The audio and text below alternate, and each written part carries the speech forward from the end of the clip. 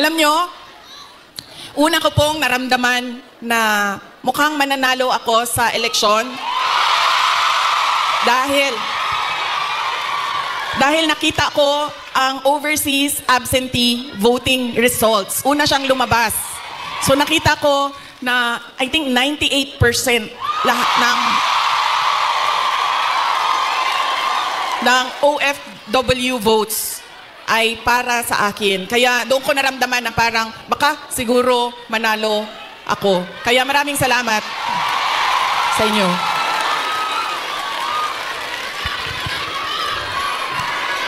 Ang susunod ko po na pagpapasalamat ay sa akin pa rin, para sa inyong lahat, sa suporta ninyo sa aking mga kasamahan, sa aming trabaho, sa programa at proyekto ng Office of the Vice President. Maraming salamat po sa inyong lahat.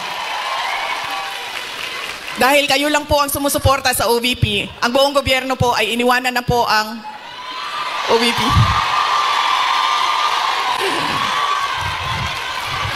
Maraming salamat.